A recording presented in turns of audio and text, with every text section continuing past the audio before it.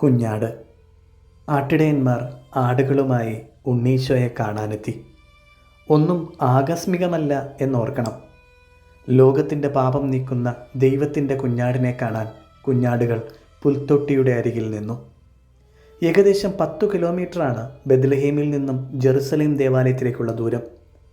Jerusalem ദേവാലയത്തിൽ പെസഹാ തിരുനാളിന് ബലിയർപ്പിക്കാനുള്ള കളങ്കമില്ലാത്ത കുഞ്ഞാടുകളെ വളർത്തി പരിപാലിക്കുന്ന ഒരിടമായിരുന്നു ബെത്ലഹേം.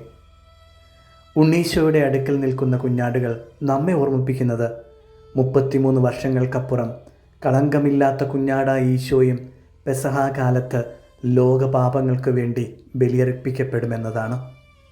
നമുക്ക് പ്രാർത്ഥിക്കാം. ലോകത്തിൻ്റെ പാപം നീക്കുന്ന ദൈവ കുഞ്ഞാടെ, ഞങ്ങളോട് കരുണ തോന്നണമേ. രാത്രിയിൽ സൂര്യനുദിക്കുമോ? രാത്രിയിൽ സൂര്യനുദിച്ചാൽ അത് പകലാകില്ലേ? അന്ധകാരത്തെ സൂര്യപ്രകാശം ഇല്ലാതാക്കില്ലേ?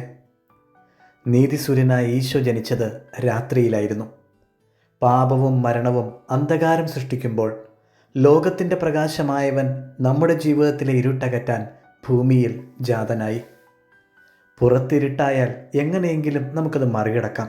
എന്നാൽ മനുഷ്യൻ്റെ ഉള്ളിൽ അന്ധകാരം ബാധിച്ചാലോ?